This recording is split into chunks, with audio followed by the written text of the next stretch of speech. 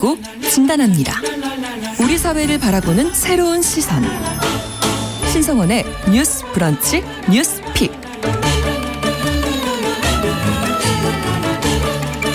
뉴스 브런치 청취자 여러분과 함께 소통하며 만들어갑니다. 짧은 문자 50원, 긴 문자 100원이 드는 샵 9730, 우물정 9730번으로 의견 보내주실 수 있고요. 라디오와 콩 앱으로도 많이 참여해 주시기 바랍니다. 월요일의 뉴스픽은 이슬기 기자, 조으론 변호사 두 분과 함께하겠습니다. 어서 오십시오. 반갑습니다. 네, 안녕하세요. 네. 자, 첫 번째 뉴스픽 소아청소년과의 위기에 대해서 오늘 이야기해 볼 텐데, 지난 3월에 대한소아청소년과 의사회에서 폐과 선언하면서 간판을 내릴 수 있다, 이런 얘기가 나와서 충격이었는데, 이번에는 대한아동병원협회에서 실태조사를 발표했네요. 네, 좀 정리해 주실까요, 이슬기 기자님? 네, 먼저 이제 소아청소년과의 병원 시스템부터 한번 말씀을 드리면요. 네. 뭐 기본적으로 성인 진료와 비슷한데 1차적으로는 이제 동네에 있는 의원이나 네. 보건소에서 응급 전 단계나 경증 환자를 담당을 합니다. 네. 그리고 이제 응급 단계, 이제 응급실이나 혹은 중등증 환자에 대해서는 이제 지역에 있는 아동병원이나 종합병원 소아청소년과에서 하는데요. 여기를 2차 의료기관이라고 네. 하는 거고요. 그리고 마지막 3차 의료기관이 이제 상급 종합병원의 소아청소년과, 여기서는 중증 환자를 담당하고 있고요. 배후 진료기관이라고 합니다. 말씀하신 것처럼 지난 3월에 폐과 선언을 했던 대한소아청소년과 의사회 같은 경우는 주로 개원의들로 구성이 돼 있고요. 네. 이들은 이제 동네 의원에서 1차 의료를 담당하신다고 보면 되고요. 네. 이번에 이제 고사 위기를 선언한 곳은 아동병원 2차 의료를 2차. 담당하는 곳이고요. 네. 이제 최근에 소아청소년과 필수 의료 대책이 나오면서 이제 3차 의료에 해당하는 대형 병원에서 전담의 채용을 늘리고 있거든요. 이것 때문에 아동병원에서 인력 이탈이 가속화되고 있다고 지적을 하고 나섰습니다. 네. 그러니까 동네 병원 개원이들이 먼저 기자회견을 지난 3월에 했던 거고, 이번에는 이제 아동병원 협회인 건데, 향후 평일, 야간, 휴일 근무 감축할 수 있다, 뭐 이런 병원들이 정말 많더라고요. 네, 이제 대한아동병원협회에서 지난 9일에 어린이 진료 시스템 정상화 방안이라는 기자회견을 개최했는데요. 네. 거기서 이제 회원으로 등록한 108곳을 대상으로 실태조사 결과를 발표했습니다. 실제 응답에는 60여 곳이 참여했다고 하는데요. 네. 이 조사 결과를 보면 향후 평일 야간이나 휴일 진료 시간에 감축을 계획하고 있다라는 응답이 71.4%였어요. 네. 네. 그 가운데 이제 단축 예상 시점으로 3에서 5개월 내를 꼽은 곳이 45.2%로 가장 많았고요. 네. 2 내지 3개월 내에 단축하겠다라고 하는 곳도 27.8% 수준이었습니다. 네. 그러니까 한 5개월 정도 내에는 많이들 이제 단축하겠다라는. 네, 반 가까이가 단겠다는 거죠. 그 이유에 대해서는 어떻게 나타났나요? 일단 진료시간 감축 이유 관련해서는 그 32.4%가 진료 의사 수가 감소했기 때문이라고 답을 했고요. 네. 32.9%는 이제 근무 직원 이탈. 그러니까 대부분의 원인이 인력 부족이 주 원인으로 그럼요. 지금 나타나고 있고, 네. 24.1%는 응급 중증 환자의 전원이 어렵기 때문이라고 이제 응답을 했습니다. 그 아동병원 협회에서 이제 말을 하고 있는 내용 중에 대부분이 네. 지금 그 소아청소년과가 이제 부족하다 보니까 아동병원에 이제 환자가 몰리게 되고, 네. 그러니까 근무 강도가 높아지고, 또 상급병원에서는 지금 또 전담의를 뽑고 있잖아요. 그러니까 그 병원으로 인력 유출이 심하다고 보니 이런 의료 인력들이 이제 한참 모자라지게 됐다, 이거인 거죠. 네. 그러니까 소아청소년과 전문의 의사의 평균 연령도 높은 걸 보면 새로 이제 지원을 잘 안 한다는 얘기일 텐데요. 네, 그렇습니다. 이제 소아청소년과 전문의의 의사의 평균 연령 분포가 30대가 22%고요. 40대가 39%, 50대가 26%, 60대가 9%, 70대가 2%인데 지금 40대 이상 의사가 지금 76%입니다. 네. 그런데 이 의사분들이 이제 계속 하실 수 있는 건 아니잖아요. 그렇죠. 그러다 보니까 이제 금방 이제 소아청소년과 의사들이 거의 없어지지 않겠느냐라는 우려의 목소리가 나오고 있는 것이죠. 네. 또 소아 응급실의 문을 닫은 곳이 이미 뭐 꽤 되죠. 네, 응급실 운영을 중단하거나 축소한 병원이 굉장히 많은데요. 일단 서울을 말씀드리면 네. 지난해 강남 세브란스 병원에서 소아응급실 야간 진료를 중단했고요. 아. 그리고 이대 목동병원 같은 경우도 외상 환자만 받고 외상 아. 환자가 아닌 소아 응급 환자는 받지 않습니다. 그리고 동탄 성심병원 응급실 같은 경우는 아예 소아 청소년과 진료를 중단했고요. 네. 그리고 최근에 기사화 많이 됐던 곳은 이제 국내의 1호 아동 전문 병원이었던 소아병원이라고 하는 곳인데요. 네. 여기서도 근무 의사가 부족해서 휴일 진료를 한시적으로 중단을 했습니다. 네. 그렇게 지난해 9월 기준으로 보면 전국의 2차, 3차 의료기관 중에서 24시간 소아과 전공의 전문의가 상주하는 병원은 36% 수준인 것으로 나타났고요. 네. 그래서 그런 사건 기억하실 거예요. 지난 어린이날 연휴 때 이제 네, 급성 후두염을 앓던 어린이가 응급실 5곳을 전전하다가 입원할 병원을 찾지 못해 사망한 건이 있었는데요. 네. 그거랑 비슷하게 이제 소아 중증 외상 환자의 4명 중 3명은 이른바 골든타임이라고 불리는 1시간 이내에 응급실에 도착을 하지 못한다고 그래요. 근데 이게 성인보다는 확실히 좀 미약한 퍼센트거든요. 성인 같은 경우는 34%가 골든타임 내에 응급실에 가는데 네. 이제 소아 환자 같은 경우는 24.6%에 불과하고요. 이 수치마저 점점 줄어드는 추세입니다. 네. 그러니까 소아과 전공의가 줄어들고 폐업하는 병원 많고 정말 위기라고밖에 생각이 안 드는데 실제 지표로도 이게 나오고 있죠. 네, 그렇습니다. 건강보험 심사평가원에서 이런 현황들을 집계를 하고 있는데요. 네. 올해 1분기 말에 전국의 의원 수가 35,225개로 약 10년 전보다 그 24.3%가 늘었어요. 그 말은 전국의 병원이 네. 10년 전에 비해서 24.3%가 늘었는데 이 중에서 소아청소년과가 이제 2,200개에서 2,147개로 2.4% 줄었다는 거거든요. 그러니까 병원은 많아졌는데 소아청소년과는 줄었다는 줄었어요. 이야기입니다. 네. 그리고 이것뿐만이 아니라 이제 전공의 숫자도 한번 살펴보면 네. 올해 전국에 소아청소년과 전공의 지원자가 33명이라고 하는데 네. TO 자체 그러니까 200명 정원인 거예요. 거기에 원래는 보통 3자릿수 정도는 지원을 했었었는데 네. 3년 전에는 2자릿수로 줄더니 줄고. 올해는 33명. 내년에는 지금 한 자릿수가 아닐까 이런 예상까지 나오고 있다라고 합니다. 네. 그리고 지금 전국에 228개 시군구 중에서 56곳 정도는 소아청소년과 의원이 지금 없다라고 하고요. 그리고 또 전국에 5년간 개업한 소아청소년과가 617곳인데 폐업은 662곳. 들어보니까 전반적으로 소아청소년과가 인원도 감소하고 있고 병원 자체도 감소하는 추세라는 거죠. 저희가 소아청소년과 위기에 대해서는 여러 번 이야기를 나눴지만 실제로 이렇게 지표로 보니까 더 심각하다 이렇게 생각이 되는데 이유에 대해서 좀 생각을 해봐야 또 대책도 세울 수 있으니까요. 뭐 출생률이 줄고 있다 이런 얘기도 많이 하지만 그 외에는 또 어떤 이유가 있을까요?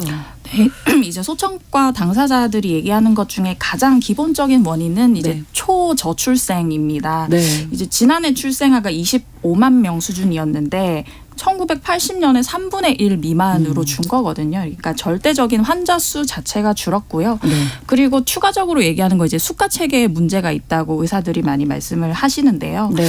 이제 내용을 보면 환자 수 자체가 급감하는데 환자 한 명을 봐서 벌 수 있는 돈도 업계 최하위다라고 얘기를 하고 있어요. 네. 왜냐하면 소청과 진료는 거의 다 건보 적용이 가능하거든요. 그렇죠. 그러니까 이제 아무래도 비교적 많은 돈을 받을 수 있는 비급여 항목이 적고 그리고 예전 같은 경우는 예방 접종이 비급여 항목이었는데 네. 지금은 대부분 국가 예방 접종에 포함되기 때문에 그렇죠. 이제 돈벌이가 안 된다라는 얘기를 하고 있고요.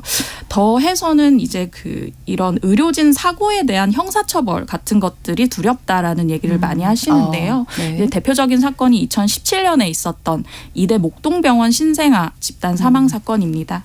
이 경우 이제 검찰에서 업무상 과실치사죄로 기소를 의료진에 대해서 했었거든요. 네. 결과적으로는 대법원에서 무죄가 나왔지만 이후로 이제 의사들 사이에서 형사처벌 공포가 증폭됐다라고 얘기를 하고 있고요. 네. 또 단기적으로 보면 코로나19가 큰 영향을 미쳤습니다. 그렇죠. 네. 왜냐하면 이때 이제 소아청소년과에 환자가 급감을 했는데요. 네. 아무래도 아이 키우는 부모 입장에서 이제 병원 가기를 조금 꺼려하신 경향이 있고 또 마스크 착용을 하고 이러다 보니 소아들이 자주 걸리는 전염성 질환들이 맞아요. 줄어서 이때 그렇죠. 많은 타격을 입었다고 합니다. 네.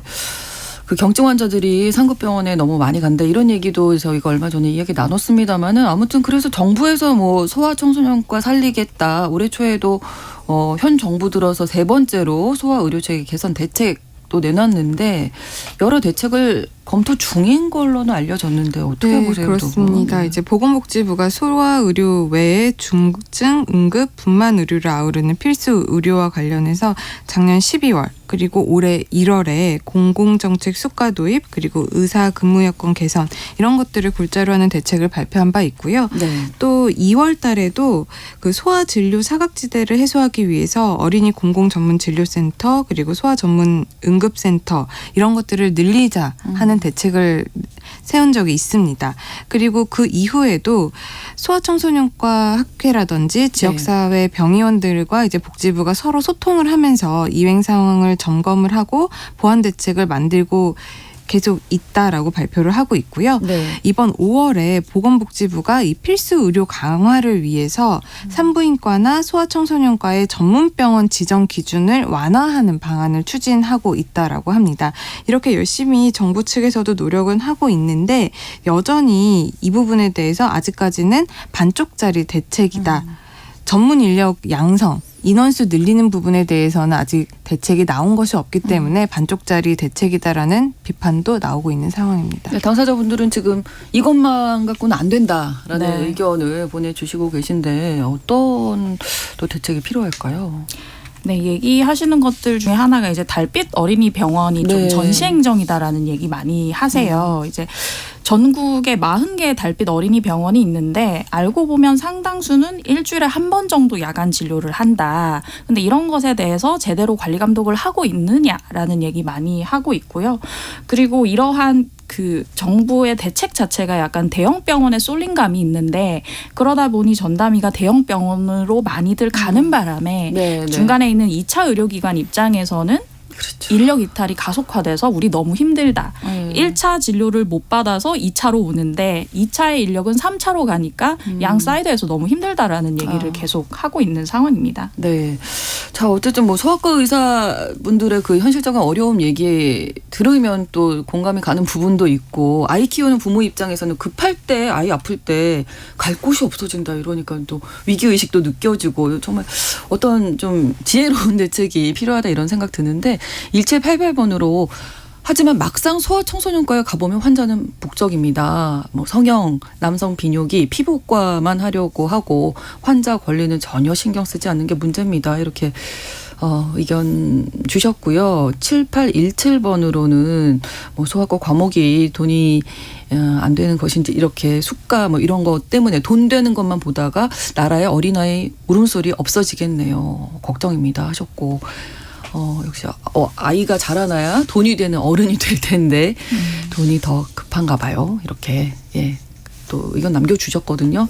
좀 안타까운 현실이 아닐 수 없고 어떤 좀 대책들이 필요하다고 보시는지 두 분 의견 더 듣고 싶네요. 이게 그 국민들 인식과 더불어 사실 수가 체계도 조금은 어떤 현실화를 해줄 필요는 있을 것 같아요. 이게 둘 다 같이 가야 될 것 같은데 이제 뭐 병원에 보내시는 이제 환자 부모들 입장에서도 돈만 밝힌다 이런 것은 조금 그렇게 악마화하는 모습은 조금 마음이 아픈 것 같고요. 그리고 사실 이제 아동병원협회 조사 결과를 보면 이제 한국 같은 경우는 진료비에 대한 소아 가산율이 한 2 내지 9%라고 해요. 네. 이게 소아 가산율이라는 게 소아 환자를 진료했을 때 성인 환자 대비 추가로 얹어주는 진료비 비율인데요. 이게 일본 같은 경우는 26%에서 100%에 달하고 3세 미만 영아를 야간에 진료하면 진료비를 5배까지 높게 쳐준다고 하거든요. 실제로 이제 아동 환자를 대하는 어떤 특수한 스킬이라던가 이게 상담 기술이 필요하잖아요. 그렇죠. 그런 부분에 대해서는 조금 이제 수가를 좀 올려주는 방안을 생각을 해볼 필요도 있을 것 같습니다. 네. 조으론 변호사님 아이 키우시잖아요. 걱정이 많으실 것 같은데. 실제로 소아과를 가보면 어떤 소아과에는 정말 사람이 너무 많아요. 그렇죠. 그래서 정말 예약을 하기도 너무 힘든 상황이 벌어지고 또 어떤 지역에 가보면 네. 병원을 아예 찾아볼 수 없는 이렇게 어떻게 보면 지역 불균형 현상도 굉장히 뚜렷이 드러나고 있다 보니까 이런 전반적인 문제를 바로잡기 위해서는 뭐 당장의 의사 정원을 늘린다 아니면 당장의 어떤 수가 조정을 한다 아니면은 또 하나의 어떤 시스템을 만든다 이것보다는 지금 국민들도 의사들도 정부도 서로 소통을 해서 서로를 이해하고 어떤 정책을 세우기보다는 네. 각자의 목소리만 내세우는 게 급급하다고 보여지거든요. 네. 그렇기 때문에 좀 더 전 사회적으로 네, 좀 이 네. 부분에 대한 심도 있는 논의가 이루어져야 네, 국민도 의사 입장, 정부 입장을 이해하고 네. 의사도 국민 입장, 정부 입장을 이해하는 그런 정책이 수립되지 않을까 생각이 듭니다. 네. 아이들이 아플 때 이렇게 어디 갈 수 없는 이런 상황은 막아야 되지 않겠습니까? 그러니까 뭔가 정부 대책에 또 기댈 수밖에 없는 부분도 있을 텐데 좀 조화를 이룰 수 있는 그런 대책이 꼭 나왔으면 좋겠습니다. 네, 추가적으로 네. 조금 네, 네, 말씀드리고 싶은데 이게 아까 이제 말씀하셨던 것 중에 이제 전공의와 전담이 뽑는데 TO 대비 이제 지원자가 너무 적다고 하셨잖아요. 네. 그렇다고 하면 사실 소아청소년과로 질 좋은 인력이 가기 어려운 상황이 계속해서 양산이 될 아무래도. 것이고 그렇죠. 그러다 보니 유인책이 필요하다는 말씀을 좀 드리는 건데요. 네. 이제 얼마 전에 이제 그 개연이 소아청소년과 개연이 모임에서 열었던 학술 대회를 보면 학술 대회 이름이 소아청소년과 탈출 제1차 학술 대회예요. 오. 이 부제가 노키즈존 학술 대회였어요. 그러니까 그만큼 이제 소아청소년과를 하면서 힘든 부분이 가중이 됐고 네. 그러니까 이제 다른 부분 어떤 뭐 보톡스 시술이라든지 아, 이런 네, 것을 네. 우리가 좀 배워서 자구책을 마련한다는 부분인데요.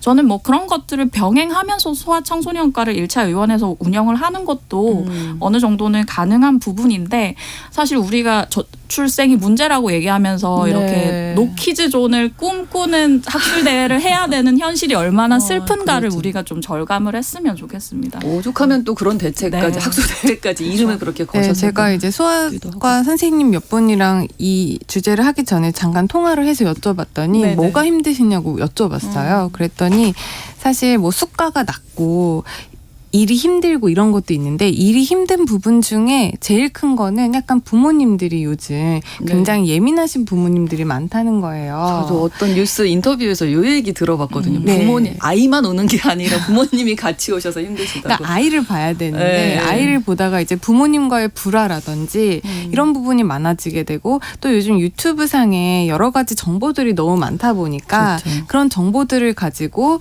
이 병원에 와서 왜 이대로 안 하냐라는 식으로 이제 뭐 불만 제기를 하시면 네. 그런 부분이 너무 힘들어서 차라리 그냥 성인을 보는 진료가 낫겠다라고 말씀을 하시는 분들도 계시더라고요. 그렇군요. 그리고 아까 수가 말씀하셨는데 수가 같은 경우도 이제 소아과는 비급여 진료 항목이 거의 없다 보니까 네. 다른 과 같은 경우는 비급여로 어느 정도 좀 그런 병원의 운영비를 예, 충당을 그렇죠. 하고 이렇게 되는데 비급여 진료가 없고 수가가 낮다 보니까 아무래도 다른 진료를 봐야 병원 운영을 병원을 그나마 운영을 할 수 있다 이런 말씀도 하셔서 어떻게 보면 이렇게 필수 진료 과목 같은 소아과 같은 경우에는 그런 시장 원리에만 맡겨서는 좀 안 되지 않을까 이 부분에 대한 좀 고찰도 필요하다고 생각을 합니다. 의사, 환자, 정부가 서로 신뢰하지 못하는 것 같아요. 좀 신뢰를 쌓아가는 게 또 필요하지 않나 라는 생각도 해봅니다. 소아청소년과 위기 실태 먼저 첫 번째 뉴스픽으로 짚어봤고요. 다음 두 번째 뉴스픽도 사실 만만치 않게 심각한 문제이기는 한데 우리 한국 남성과 여성의 경제활동 참가율 격차가 OECD 회원국 중에 7번째로 큰 걸로 나타났는데 OECD 성평등 관련 보고서에서 이렇게 나왔습니다. 이 내용도 좀 짚어주실까요? 네, 그 보고서에 따르면 이제 한국의 만 15세 이상, 65세 미만 인구의 경제활동 참가율 성별 격차가 2021년 기준 18.1%포인트입니다. 네. 이게 말씀하신 것처럼 OECD 38개국 가운데 7번째로 큰 수치거든요. 그리고 OECD 평균의 1.7배 수준이라고 보시면 됩니다. 그 한국보다 이 참가율 격차가 큰 나라는 6개국인데요. 네. 가장 심각했던 나라가 튀르키예 39.6%포인트고요. 네. 이어서 멕시코, 콜롬비아, 코스타리카, 칠레, 이탈리아 순이었습니다. 그렇군요. 그러면 회원국 중에서 남녀 경제활동 참가율 성별 격차가 적은 나라 네, 가장 적은 나라는 리투아니아라는 나라인데요. 리투아니아 2%로 가장 낮았고요. 네. 핀란드가 3.2%, 이스라엘이 3.3%, 스웨덴이 4.1%, 노르웨이가 4.1, 에스토니아가 4.6, 그 정도의 순서로 나가고 네. 이제 주요 경제국 가운데 이제 프랑스가 제일 낮았었는데요. 네. 6.2%였고 캐나다가 7%, 영국이 7.2%, 독일이 8.1%고요. 네. 그 미국 같은 경우는 10.5%, 일본도 13.3%인데 한국이 18%니까 많이 다들 이제 한국보다는 격차가. 낮은 거죠. 예. 이 경제활동 참가율 성별 격차만 줄여도 한국 경제 더 성장할 수 있을 것이다. 이렇게 진단했다면서요? 네. 이제 한국의 여성 경제활동 참가율이 최근 몇 년 새 계속 60%대 수준인데요. 네. 이제 이번 결과를 놓고 OECD가 많은 전망을 내놨습니다. 이제 많은 회원국들 자체가 이제 세계적 추세가 고령화와 저출생에 접어들면서 네. 생산 가능 인구가 감소한 상황이잖아요. 이런 상황에 여성 고용을 늘리는 것 자체가 이제 앞으로의 경제 성장을 견인할 것이다라고 얘기를 했고요. 그러면서 한국 같은 경우는 2060년까지 성별 경제활동 참가율을 높이면 네. 이 격차를 줄이면 경제 성장률이 0.2%포인트 넘게 높아질 것이라는 전망을 내놨습니다. 저희가 저출생 문제 대책 얘기할 때도 다른 것보다 이제 양성평등이 정말 중요하다. 여기 맥을 같이 하지 않나 싶은데 우리나라 여성들의 경제활동 참가율이 실제로도 그 30대 때 이제 아무래도 출산, 임신, 결혼, 뭐 돌봄 때문에 많이 줄어들잖아요. M자형이라면서요. 그래서. 네, 한국 여성의 경제활동 참가율이 20대에는 가장 높아요. OECD 네. 회원국 중에 가장 높다가 30대에는 이게 급감을 합니다. 그러면서 다시 60대에서는 그 OECD 평균보다 높아지는 아. 이런 M자형을 그리고 있는데 네. 여기서 우리가 주목해야 봐야 될 것이 한국 같은 경우가 25세에서 29세가 70.9%인데 네. 30에서 34세가 65.7%예요. 그러니까 20대와 30대가 5.2%의 차이가 떨어지네요. 굉장히 많이 급락하는 겁니다. 네.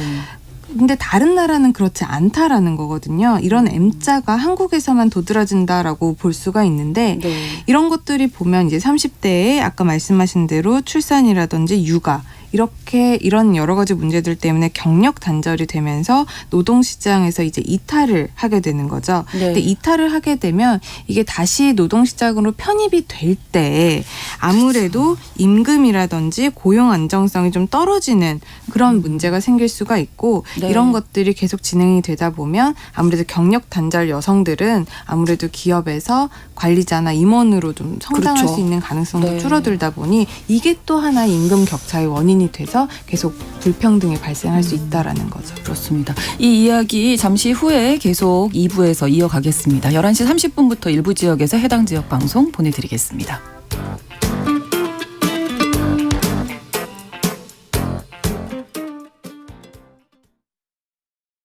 지금 시각은 11시 30분입니다. KBS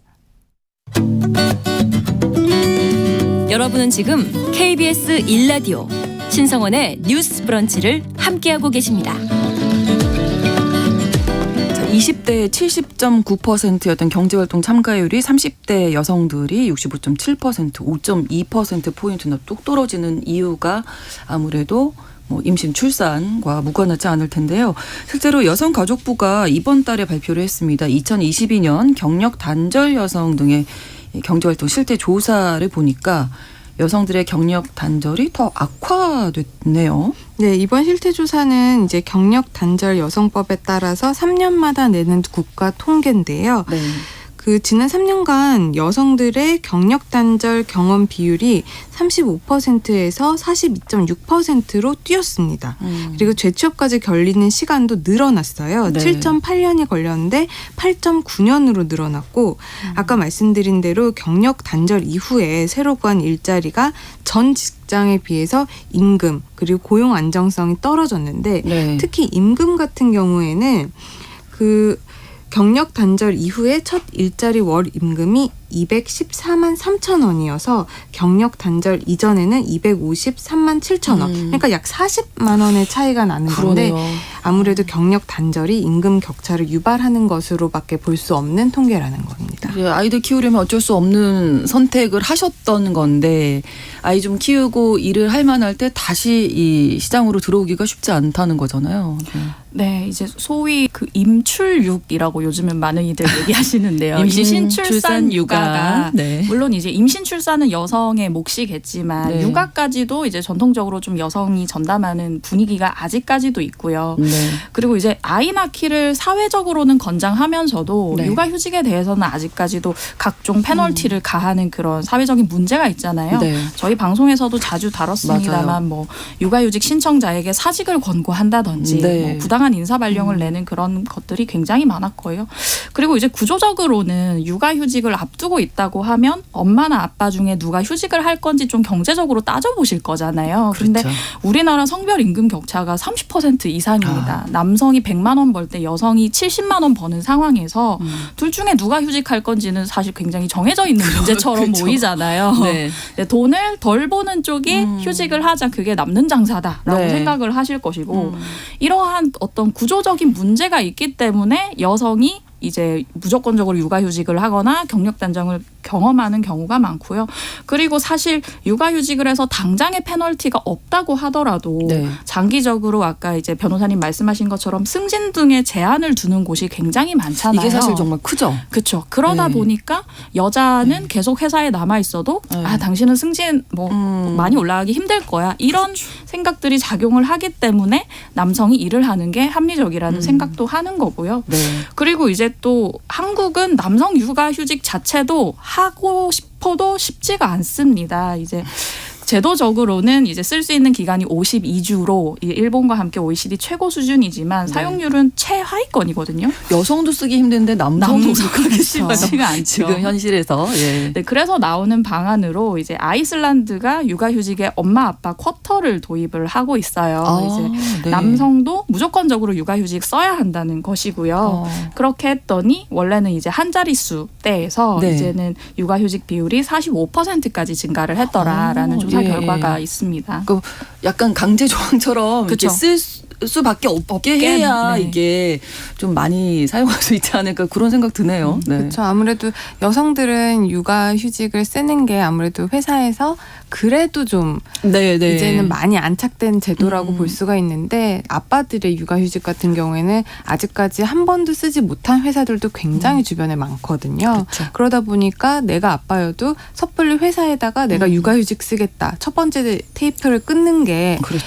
쉽지만은 않습니다. 이게 네. 또 나중에 승진 이런 그렇죠. 것까지 연결이 되기 때문에 휴직이 그런 부분을- 끝나고 왔을 때 또 불이익 받으면 어떡하지? 그렇죠. 이게 그런 것 생각이- 때문에 남자들이 더 이 부분을 위축될 수밖에 없고요. 네. 사실상 이런 문제를 해결하기 위해서는 육아라든지 자녀 돌봄에 대한 부담을 낮춰주는 게 가장 우선시가 돼야 되는데 네. 우리나라에 이런 인프라라든지 이런 제도가 여러 가지가 만들어져 있습니다만은 네. 그럼 돌봄 서비스에 종사를 하시는 분들에 대한 교육이라든지 그렇죠. 아니면은 돌봄 서비스 자체에 대한 그런 사회적인 인프라가 아직은 부족하다 보니 이런 부분에 대한 많은 확충이 필요하고요. 또 이런 돌봄 동사자 그리고 부모 간의 신뢰를 쌓는 그런 여러 가지 사회적인 인식도 개선이 돼야 될 것 같습니다. 우리나라가 경제적으로 눈부신 성장을 이룬 뭐 이제는 선진국 대열에 들어갔다 이런 얘기를 우리가 자랑처럼 하고 있는데 이런 부분에 있어서는 좀 많이 아쉬운데요.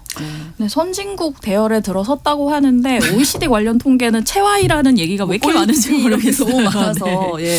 그래서 네. 어떻게 보면 그냥 당연하겠거니 생각하실 수 있는데 이게 당연한 문제가 아니고요. 그럼요. 저는 이 문제에 있어서 뭐 여러 가지가 바뀌어야 됩니다. 돌봄의 사회화도 좀 필요할 것이고 근로시간 자체도 좀 감소가 돼야 될 것이고요. 여러 네. 가지 있지만 경력 단절 여성에게 국한되는 경력 단절을 예방하기 위해서는 네. 일단 여성에게 공정한 기회를 제공해야 된다. 네. 이것부터 선행이 돼야 된다는 생각이 들고요. 네. 그것의 일환으로 이제 정부가 하반기부터 성별 근로 공시제를 단계적으로 도입하겠다. 공공기관에 대해서 우선적으로 도입하겠다고 발표를 했습니다.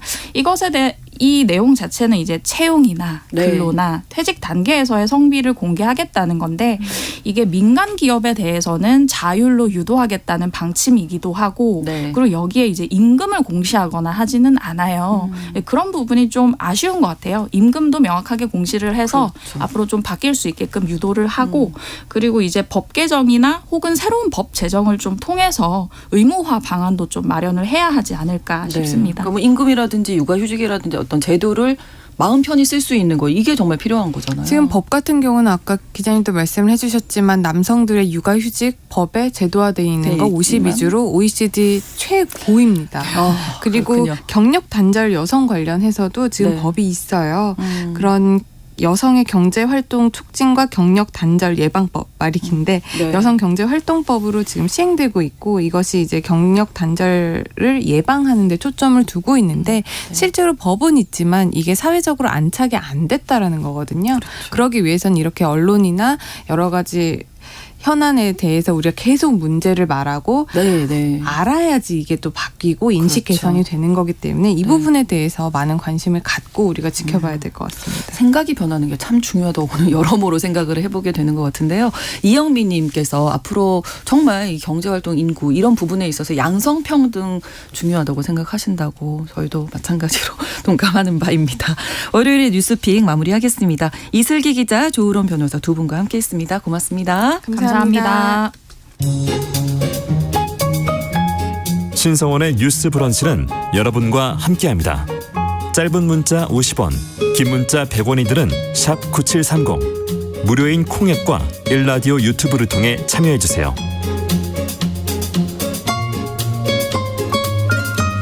알아두면 좋은 생활정보와 제도를 슬기롭게 정리해드립니다. 슬기로운 뉴스생활 서울신문 곽소영 기자와 함께하겠습니다. 어서 오세요. 안녕하세요. 네, 오늘 첫 번째 뉴스 어떤 건가요? 네, 2주 뒤 수요일이죠. 이번 달 28일부터 만나이법이 시행이 됩니다. 아, 네. 지금은 몇 살이세요? 물어볼 때 흔히 사용되는 한국식 세는 나이랑 네. 현재 연도에서 태어난 연도를 뺀 연나이, 출생일을 기준으로 계산하는 만나이 이렇게 세 가지가 혼용이 되고 있는데요. 우리나라의 나이 참 복잡해요. 그죠? 맞습니다. 28일부터는 이 복잡한 나이 제도가 네. 행정과 사법 제도를 좀 중심으로 만나이 기준으로 통일이 되게 됩니다. 네. 만나이는요, 태어났을 때를 0살로 나이를 세기 시작해서 생일날마다 한 살씩 더하는 방식입니다. 네. 올해 28일 이후로 법령이나 계약서, 공문 같은 곳에 별도로 나이 세는 기준이 표기되지 않았으면 기본적으로 만나이로 해석하면 되는 겁니다. 네. 나이 기준으로 시행 중인 법이 많잖아요. 그쵸. 네, 초등학교 입학이라든지 뭐 정년도 그렇고 이런 맞습니다. 것들은 안 바뀌나요, 그러면? 네, 사실 결론적으로 말씀을 드리면 네. 일상생활에서는 시행하기 전과 비교해서 네. 당장 큰 변화를 느끼지는 않을 것으로 보입니다.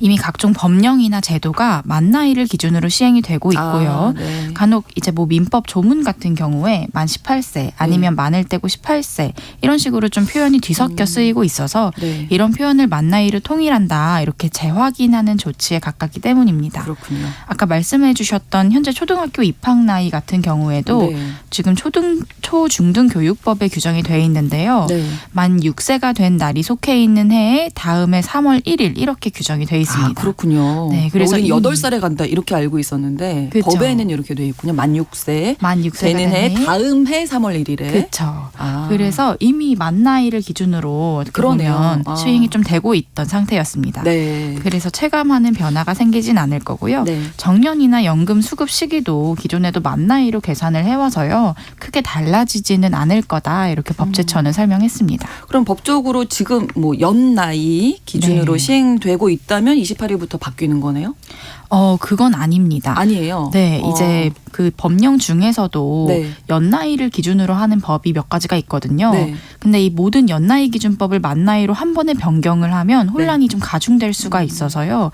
연나이를 기준으로 하는 개별 법마다 올해 안으로 연구랑 정비를 좀 먼저 거쳐서 아. 바꿀 수 있을지 확인을 하겠다 이렇게 밝혔습니다. 네. 법제처가 현재까지 파악하기로는 62개의 법령이 지금 연나이 기준으로 좀 시행이 되고 있다고 해요. 네. 그중 가장 대표적인 게 청소년 보호법입니다.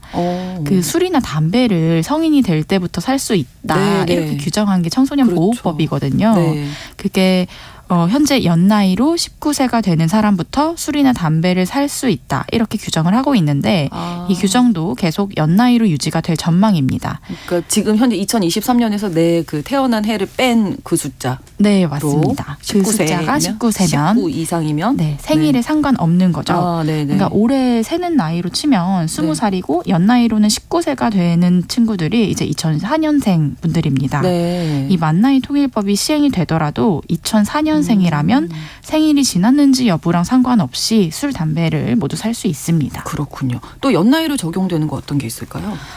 대표적으로 병역법이 있는데요. 네. 병역법에는 연나이 기준으로 19세가 되는 해에 병역 판정 검사를 받도록 규정하고 있습니다. 네. 그래서 병역법의 경우에는 이 병력 자원을 연도별로 계획적으로 관리하기 위해서 1957년부터 연나이 기준으로 적용이 되고 있거든요. 네.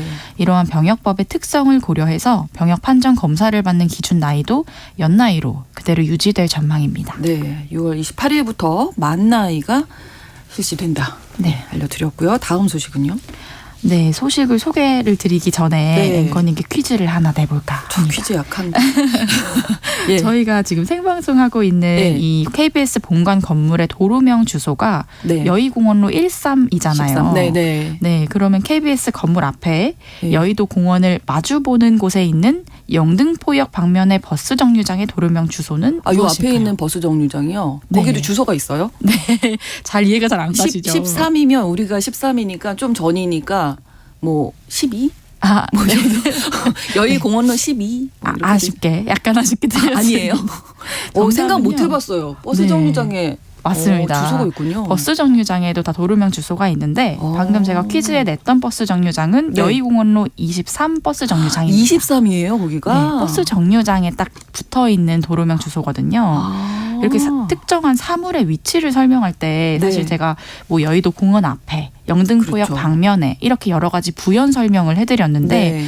사실 이런 주변 지리를 토대로 설명을 하면 좀 정확히 이해가 안 가고 좀 혼란스럽잖아요. 네. 이게 예를 들어서 사고가 났다고 쳤을 때 그렇죠. 뭐 소방이나 경찰에 신고를 해야 되는데 네. 거기가 건물이 아니라 뭐 육교라든지 그래. 뭐 버스 정류장이라든지 이러면은 정확하게 위치 설명을 하기가 좀 어려웠습니다. 우리가 보통 그래요. 거기 눈앞에 보이는 간판이 뭐예요? 아니면 그쵸, 그 그쵸. 제일 큰 건물이 뭐예요? 이렇게 물어보잖아요. 맞습니다.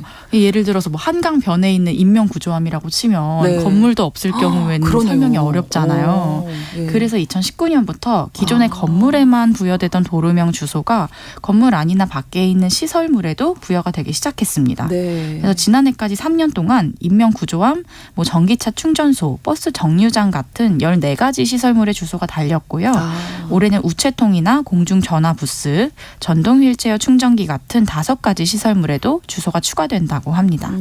예를 들면 아까 여기 KBS 본관 옆에 네. 여의도 한강공원이 있어가지고 네. 여의색강 자전거길이 있더라고요. 많아요. 네. 네, 여기에 이 길을 따라서 구명 보트나 구명조끼가 들어있는 인명구조함이 똑같이 생긴 게 막 늘어서 있어요. 네. 근데 이 인명구조함 하나하나마다 여의색강 자전거길 283 인명구조함, 287 인명구조함 이런 식으로 주소가 붙어있는 형식입니다. 위급 상황에서는 이게 꼭 필요하겠는데요? 네, 유용하죠. 네. 그래서 이 행정안전부가 이런 사물 주소를 더 확대하겠다고 밝혔는데요.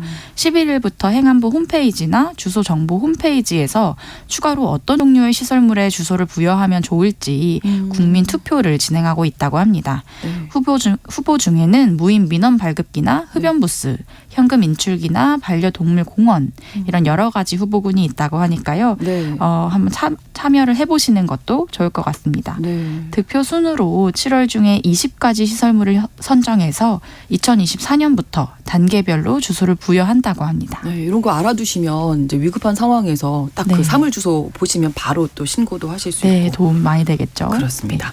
슬기로운 뉴스 생활 서울신문 곽소영 기자와 함께했습니다. 고맙습니다. 네, 감사합니다. 오늘날 주목해야 할 글로벌 이슈 뉴스 브런치 더 국제 라이브. 나라박 소식 전해드리는 더 국제 라이브 외신캐스터 조윤주 씨와 함께하겠습니다. 어서 오십시오. 네, 안녕하세요. 자, 지난주에 챗 GPT 개발사인 오픈 AI 창업자가 우리나라 다녀갔는데요. 네. 인공지능 이 챗봇의 중요성을 강조함과 동시에 AI에 대한 규제 필요성도 강조했다고 하는데 일단 윤석열 대통령과도 만남을 가졌잖아요. 네. 어떤 얘기가 오갔을까요? 9일날 이제 하루 동안 3개 일정을 소화했습니다. 그래서 이제 네. 오전에 중소벤처기업부가 마련한 스타트업 기업들과 간담회 먼저 진행했고요. 네. 그리고 이제 오후에는 1,000명이 모여 있는 사람들과 함께 대담회 진행했습니다. 그리고 나서 이제 윤석열 대통령과 면담을 진행했는데. 오픈 AI 창업자이자 최고 경영자인 샘 올트먼이 지난주에 왔습니다. 네. 올트먼 CEO는 윤 대통령과 만나면서 세계 투어를 진행하면서 각국 정상들을 만났고 거의 모든 분들이 AI의 잠재성을 잘 알고 있었고 또 인공지능의 위험성을 다루면서도 그와 동시에 혁신을 가속화해야 되는 의지를 가지고 있다는 걸 느낄 수 있었다고 말했습니다. 그러면서 이제 우리나라 반도체 강조했는데요. 올트먼 대표는 한국의 스타트업에 투자할 계획도 있고 네. 그리고 한국의 스타트업들을 미국에 초대도 하고 싶다라는 얘기를 했습니다. 그리고 이제 반도체 칩 분야에서 스타트업에 대한 관심이 많다라고 얘기를 했고요. 또 한국의 반도체가 꼭 필요하다라고 말하면서 네. AI를 활성화하려면 시스템 반도체 생산을 늘려야 됩니다. 이제 이런 부탁도 했습니다. 네. 그래서 이제 이 AI 개발의 핵심 바로 반도체이기 때문에 우리나라 윤 대통령에게 그런 부탁을 한 것으로 보입니다. 네. 이 CEO가 우리나라를 포함해서 여러 국가를 방문해서 네. AI 규제에 대한 국제사회의 공동 대응을 촉구하고 있다고요. 네, 맞습니다. 지금 17개 국가 17개 도시를 돌면서 AI 월드 투어를 하고 있는데요. 그렇군요. 이 올트먼 CEO는 AI 규제에 대한 전 세계적 협력이 꼭 필요하다라고 강조했고요. 이제 같이 왔었던 오픈 AI 공동 창업자 그렉 브로만 회장도 이 AI에 대한 국제적인 공조가 필요하다라고 말하면서 처음에는 정부가 좀 이에 대한 이해도가 떨어질 거로 예상을 했었는데 막상 얘기를 해보니까 네. 그러지가 않았다라고 얘기를 했습니다. 그리고 이제 올트먼 CEO가 미국 의회 청문회도 먼저 출석을 했었는데요. 네. 정부 규제 개입이 필요하다라고 입장을 밝혔습니다. 그리고 중동에 가서는 AI가 인류의 위협이 되는 상황을 막기 위해서라도 국제 원자력 기구 같은 국제 감독 기관이 필요하다라고 설명했고요. 네. 우리나라에서도 마찬가지 입장을 밝혔습니다. 근데 좀 여기서 물음표가 되실 겁니다. 이 오픈 AI를 만든 사람이 이거를 규제해야 된다라고 말을 하니까 좀 이게 뭔가 앞뒤가 안 맞는 것 아닌가라는 생각하실 텐데요. 네. 근데 가장 걱정하는 부분이 이게 우리가 앞으로 계속 쓰긴 하겠지만 악용될 우려가 있기 때문에 이걸 좀 막아보자라고 얘기를 하는 겁니다. 특히 이제 사이버 범죄 활용될 가능성이 높기 때문인데요. 그렇죠. 네, 네. 올트먼 CEO는 미국 의회 청문회 참석해서도 이제 내년에 미국 대선이 있는데 그때 1대1로 상호작용하는 AI 모델이 여론을 조작하거나 잘못된 정보, 거짓 정보를 만들게 되면은 이게 결국은 여론 문제죠. 조작이 되는 것 아니라면서 그렇죠. 이제 그런 부분을 얘기를 하면서 규제가 필요하다라고 강조를 한 겁니다. 네, 일각에서는 이게 후발주자를 견제하기 위한 조치다 이렇게 네. 본다면서요. 네. 그러니까 시장을 먼저 선점해 있는 상황에서 네. 다른 후발주자들이 시장에 들어오지 못하도록 네. 이제 펜스를 치는 거다. 규제를 네, 울타리 만들어낸다. 치는 거다. 국제사회가. 뭐 소위 말해서 사다리 걷어차기 아니냐. 이제 심하게 말하면 이제 네. 그런 적이 나오는데요. 결국 이 자기들이 만들어 놓은 어떤 룰을 가지고 이걸 국제 규제로 만들어서 이를 적용받게 되는 후발주자들의 자유로운 연구를 미리 막기 위해서 그런 의도가 깔려 있는 건 아니냐라는 의심을 하고 있습니다. 네. 이 오픈 AI는 기술과 기술을 활용하는 행위를 구분하고 활용을 규제된다는 뜻을 밝혔는데 기술 자체를 규제하는 게 절대 아니다. 얘기를 하면서 이제 그거를 활용할 때 발생하게 된 여러 가지 문제를 막기 위해서 규제를 하는 것이고 기술을 규제하면 결국 기술을 규제한 것을 우회하는 또 다른 기술이 나오기 그렇죠. 때문에 그렇게 할 생각은 전혀 없다라고 밝혔습니다. 네.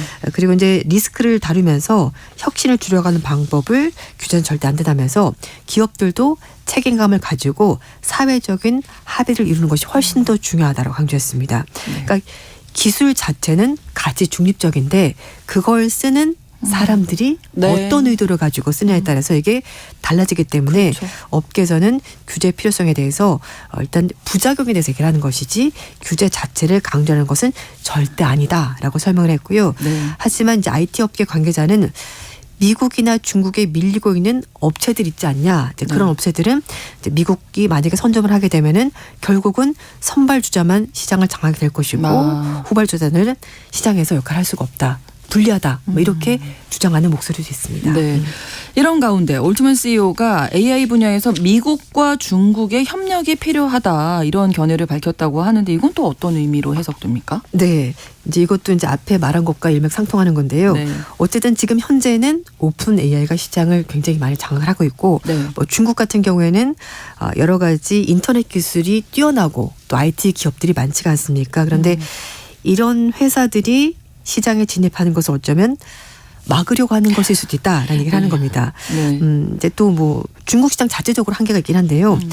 중국 베이징 인공 아카데미 주최로 열린 그 화상회의 10일날 네. 참석을 했었는데요. 네. 여기서도 이제 글로벌 협력이 중요하다라고 말을 하면서 미국과 중국이 AI 주도권을 놓고 경쟁을 하고 있다면서 미국이 제재를 통해서 AI 분야에서 중국의 발전을 억제하려고 하는 가운데 또 이 CEO는 미국과 중국이 협력을 해야 된다라고 말하는데 그 이유는 올트만 CEO에게는 어쨌든 중국이 세계 최고의 AI 인재를 가지고 있지 않냐라고 말하면서 이런 세계 최고 인재를 활용을 해야지 결국 AI 생태계 전반적으로 발전하는 거다라고 강조를 했는데요. 중국은 정부가 인터넷을 자체적으로 차단하고 있기 때문에 그렇죠. 중국 기업들이 이 오픈 AI 시장을 키우는데 한계가 있을 거다. 네. 그렇다면은 올트만 CEO는 거기 인력들을 좀 쓰고 싶다. 이런 속내가 있는 것 아니냐라는 해석도 있습니다. 네. 네. 자, 일단 우리나라에서 챗 GPT가 등장한 이후에 기업들이 기밀 정보라든지 개인 정보 유출을 우려해서 사용을 금지한다면서요? 네, 뭐 삼성전자 같은 경우도 네. 그 기업 정보가 유출된 사고가 있었습니다. 그래서 이제 뭐 챗 GPT 질문할 때 글자 수를 일정량 넘지 못하도록 그렇게 제한하고 있고요. 사내 인트라넷에서만 쓸 수 있도록 그렇게 하고 네. 있고, 뭐 마이크로소프트 검색 엔진 빙, 구글 바드 이런 사용하지 못하도록 하고 있고요. 뭐 삼성전자뿐만 아니라 포스코, SK 하이닉스 이런 쪽도 원칙적으로 사용하지 못하도록 그렇게 제한하고 있고요. 뭐 은행들, 금융사들도 정보 유출 문제 때문에 사내 챗 GPT 사용 금지를 하고 있습니다. 네. 국내뿐만 아니라 뭐 미국의 JP모건 은행, 뱅크 오브 아메리카, 시티그룹, 골드만삭스 이런 글로벌 금융 업체들, 아마존, 후지스 이런 업체들도 챗 GPT 사용에 대해서 좀 제재를 하고 있고요. 특히 대학에서는 챗 GPT를 사용한 보고서 논문 표절 우려 때문에 네, 챗 GPT 사용을 금지를 하고 있습니다. 국가 차원에서 이렇게 챗 GPT 사용 금지하는 경우 있습니까? 그러니까 일본도 그렇고 지금 이탈리아 그런데요. 이탈리아가 제일 먼저 챗 GPT 사용을 금지를 했습니다. 개인 정보에 대한 적법한 수집과 처리하는 근거가 없기 때문에 이걸 유럽 연합 측에 일반 개인정보보호법을 위반했다고 얘기를 하면서 이미 3월 달에 이탈리아 내에서 챗 GPT 접속을 차단하고 오픈 AI 측에 시정 조치를 명령했고요. 그래서 오픈 AI가 이탈리아 요구를 받아들여서 시정 조치했고 그래서 4월 28일부터 다시 접속 차단은 해제가 됐습니다. 근데 일본 같은 경우도 개인정보 보호에 관한 법률 규정에 근거해서 챗 GPT, 그러니까 오픈 AI의 6월 1일부로 사람들의 허가 없이 민감한 데이터를 수집하지 말아달라 이렇게 의거했고요. 또 2일날 직접 성명을 통해서 이런 민감한 데이터를 최소화해야 되고 이 사항을 이행하지 않으면은 추가적으로 조치를 취할 수 있다고 오픈 AI 측의 일본 정부가 밝혔습니다. 네. 또 업계 전문가들이 챗 GPT가 사이버 피싱 공격에 활용될 수 있다 이렇게 우려한다면서요. 이 악성 이메일 제작이 챗 GPT 통해서 가능해지면서 공격 규모도 훨씬 더 커질 수가 있고요. 이게 진짜 악성 이메일인지 아닌지 구별하기 너무 힘들다는 겁니다. 그래서 스팸 메일뿐만 아니라 이것도 대량으로 전송이 가능해지기 때문에 이런 것들이 좀 문제가 되고 있다는 지적이 나오고 있습니다. 네.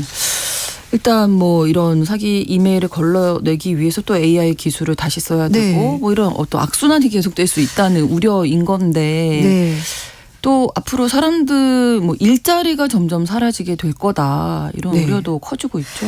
네, 워싱턴 포스트가 챗 GPT 때문에 이제 지금 기존 일자리가 많이 사라질 거다 얘기를 하고 있는데요. 미국의 인사관리 컨설팅 회사에 따르면 지난달에 해고 이유가 AI 때문에 명시된 근로자가 미국에서 3,900명이었다고 밝혔습니다. 그전에는 폐업이라든지 시장 상황이 나빠져서 감원했는데 이제 실제로 AI가 등장하는 것 때문에 자기 일자리가 필요 없어져가지고 사람이 필요 없는 거예요. 그래서 이제 사라진 경우가 있었고요. 근데 과거와는 달리 과거 이제 기계가 등장했을 때 사람들의 단순 반복적인 노동을 대체하는 것 달리 AI는 그게 아니라 고임금 전문직까지 위협하고 있다는 분석도 나오고 있습니다. 네. 이 펜실베니아 대학교 와튼스쿨의 몰릭 교수는요. 과거 자동화의 위험은 힘들고 반복적인 작업만 없어졌는데 이제는 고학력, 고소득층의 창의적인 일자리까지 위협을 받고 있다고 얘기를 하고 있고요. 네. 미국의 투자은행 골드만삭스는 이 오픈 AI가 전 세계적으로 3억 개의 일자리를 없애버릴 수가 있다. 이렇게까지 경고를 했습니다. 반면에 이게 너무 우려하기보다는 또 다른 일자리 창출의 전환점으로 봐야 된다. 이런 의견이 있다고요. 네, 맞습니다. 이 몰릭 교수에게는 뭐 고급적인 법률 분석이나 창의적인 글쓰기, 예술 분야는 아직까지 사람이 AI보다 뛰어나다. 근데 사실 요즘 작곡도 하고 그림도 그린다고 하니까 꼭 뛰어나다고 말하기는 조금 곤란한 부분이 없지 않아 있긴 한데요. 학습을 더 많이 하면 네. 또 어떻게 될지. 그러니까요. 근데 이제 최근에 한 기술 전문 매체가 네. AI를 시켜가지고 기사를 작성을 했는데요. 네. 사실관계에서 오류, 그러니까 거짓말이 들어간 기사가 있었기 때문에 이런 것들은 아직까지는 사람들이 걸러내야 되기 때문에 뭐 그렇게까지 걱정할 것은 아니다라고 좀 긍정적으로 보는 시선도 있긴 합니다. 네. 국제 라이브 조윤주 외신캐스터와 함께했습니다. 고맙습니다. 네.